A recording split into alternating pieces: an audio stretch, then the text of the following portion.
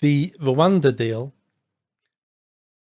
my 2.5-year-old granddaughter could have said, what about the European Court of Human Rights? And when they announced that, I thought, do you know what? They finally got a backbone. They're going to take this fight to the European Court of Human Rights. And this is what they're going to do. Because I thought, they've looked into this. It's so obvious. They've looked into this. They've got an answer to this.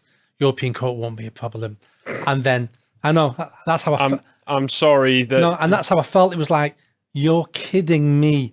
You've allowed the court to stop the flight. And that should have been the top of your list about, as in, what are the problems for this scheme? And you've not even solved that one problem because they're incapable of solving anything. The whole establishment.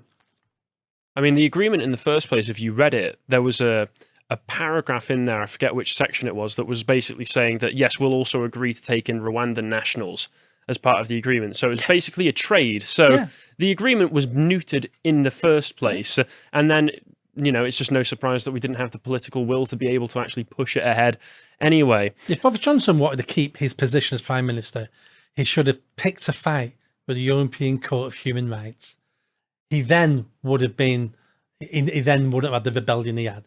No, he would have been lauded by the public. I'm taking on, like he could have done his Churchill speech. You know, I'm taking them on, European courts, and he would have been, he'd have come across as formidable, but they're just all weak and pathetic.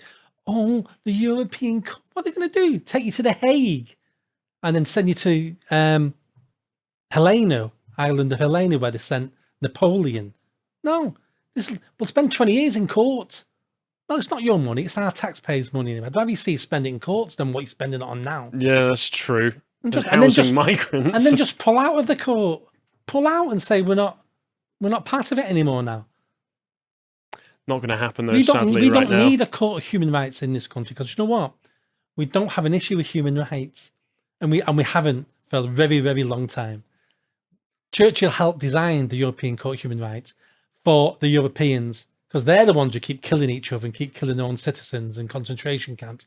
So he designed it for them to keep them under control. We've never needed it. We're a sensible people.